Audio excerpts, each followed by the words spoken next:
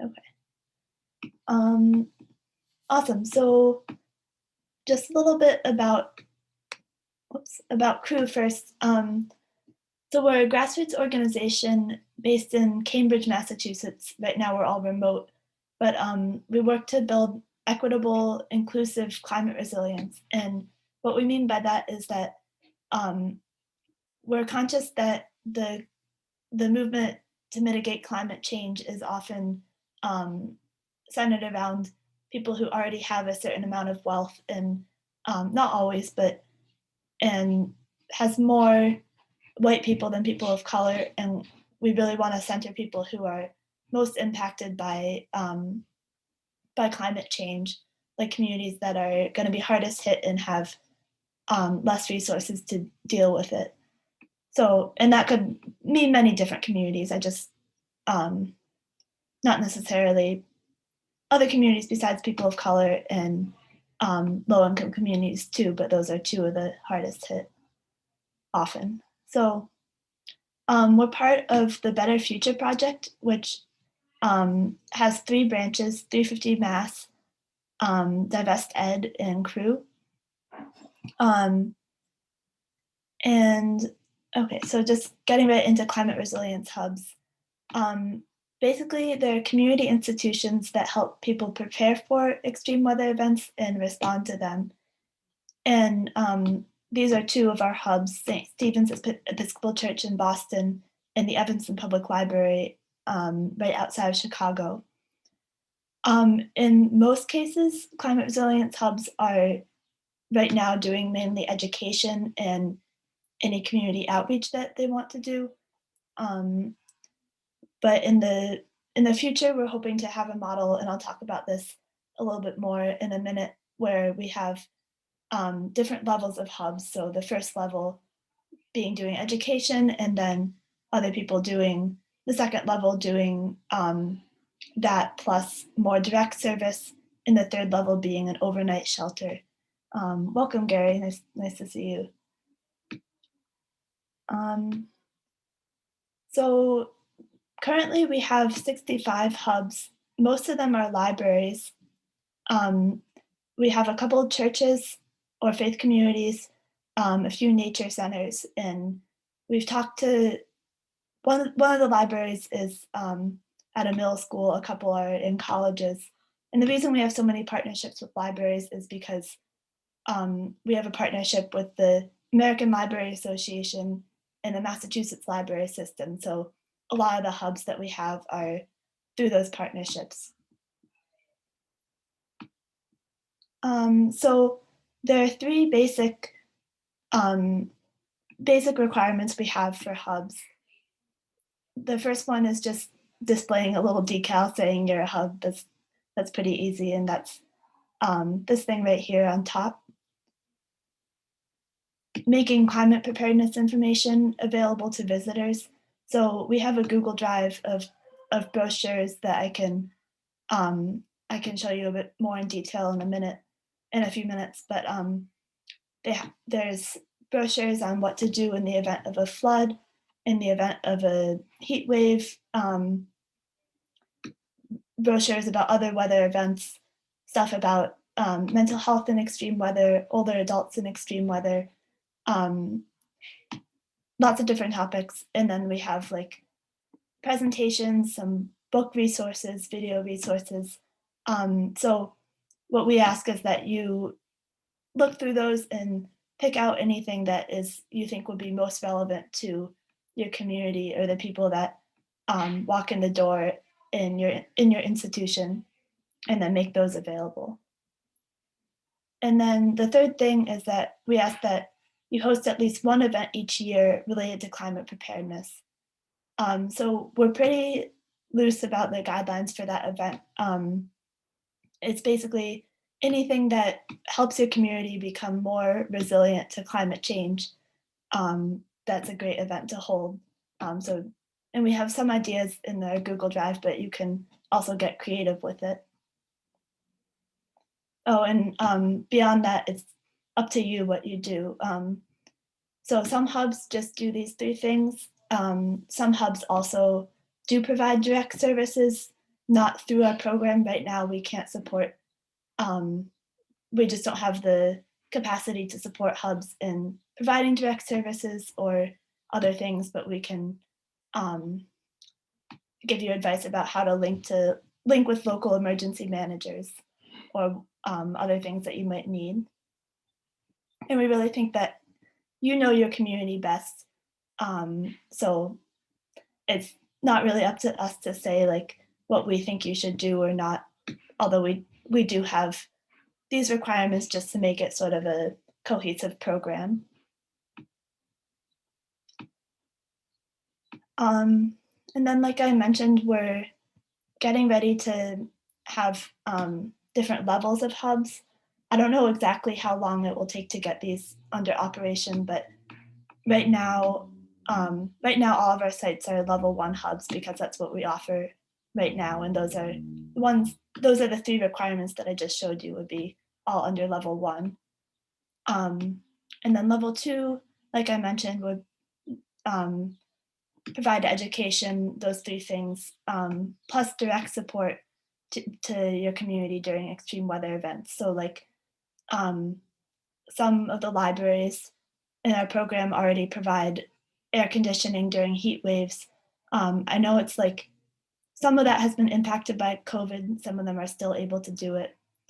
Some provide electricity during brownouts or even blackouts, heating during the winter. Um, so we're looking into like putting those as formal requirements in our program for level 2. The level 1 would stay the same with the 3 things that I showed you, but um, level 2 and level 3, we're still sort of thinking through what makes the most sense to have for those.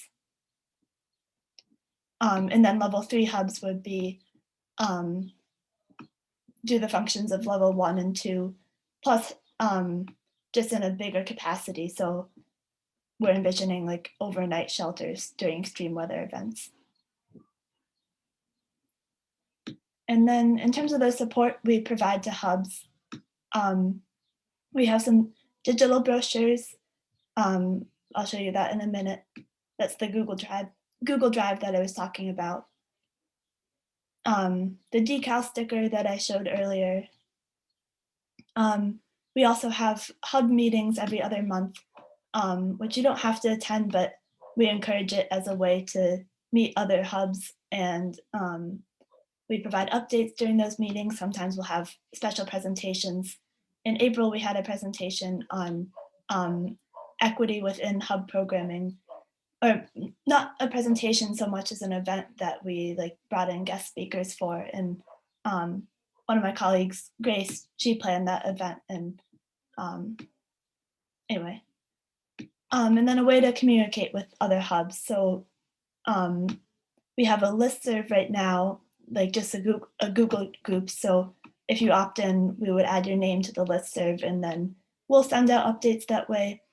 It hasn't been used so much yet, like hubs providing information or updates to other hubs, but we're hoping that as the program keeps going, that more hubs will use that as a way to connect with other hubs.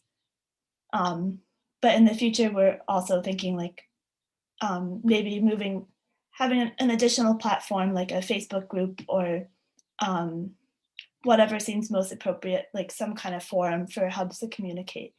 So that's in the future. And I'm going to go really quickly to digital resources. Um, can you still see my screen? Can you see a Google Drive with like 4 different folders and a few different documents? Yes. Okay, awesome. Um, so just move this.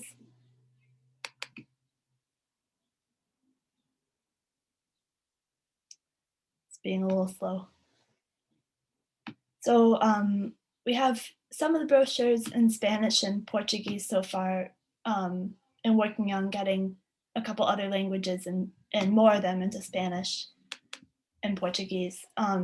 But for English ones, um, I'll just pick out, we have quite a few, but I'll just pick out a couple. So this is our one for heat, just saying like what to do during a heat wave. Um, some basic tips. Um, some stuff about heat cramps, heat exhaustion, heat stroke, and then some different terms to know. Um, a lot of our flyers will have like before the weather event, during and after, and some tips on what to do. So, um, so just some basic tips, and then that's the before, during, and after. I'll leave this up for a minute.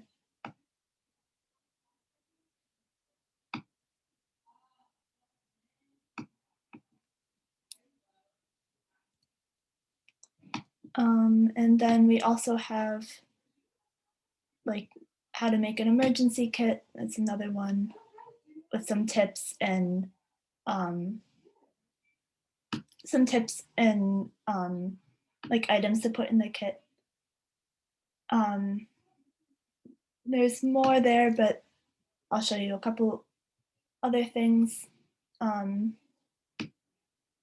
some examples of hub projects that hubs can add to, and we just got this started pretty recently, but it has like some examples of things that hubs have done.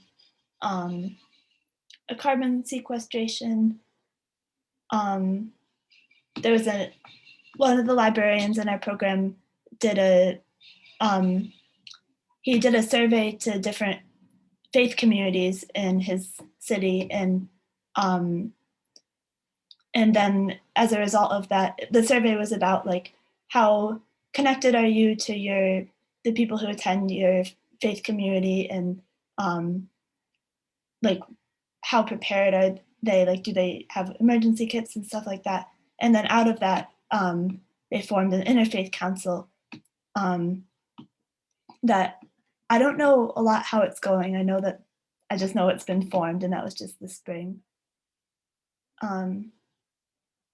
And then we have like different presentations and video resources, um,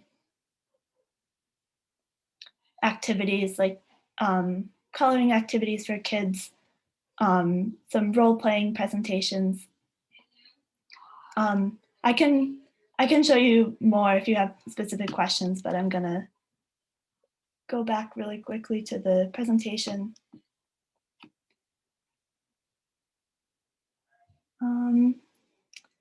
And just briefly, the next steps to becoming a hub, if you're interested, well, the first step is to attend an info session or meet with me individually. So you've already done that.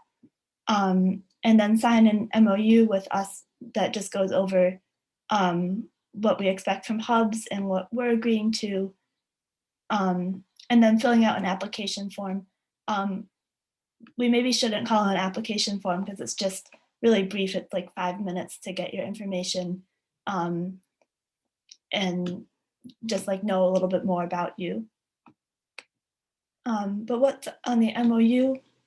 So the three main requirements are hosting one climate preparedness event per year, printing out brochures, and then we can provide digital copies. I forgot to say that. We're not providing printed copies at the moment, partly because of the pandemic, and so I'm working from home, and partly for funding reasons. But so we ask that you like either print them out or just provide digital copies to people. And if that's a problem, let us know, and we have some printed copies of some of the brochures, or we can work with you. A decal, and then the other ones. Well, I'll send you all a follow-up email with the MOU that you can read over. But I'll just leave this up another minute if you want to look at this.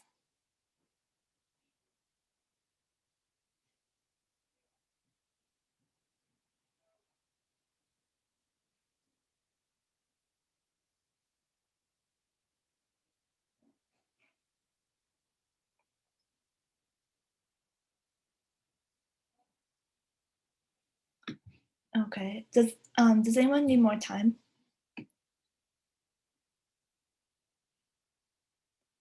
Okay, I'm gonna move on.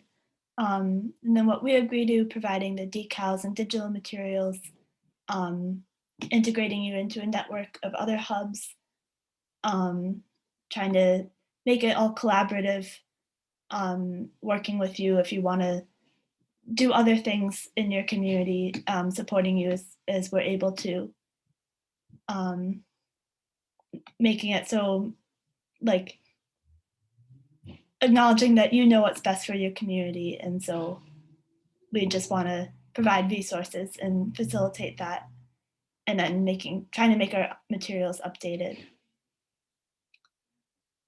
And then what we both agree to, I'll give you a minute to look at that.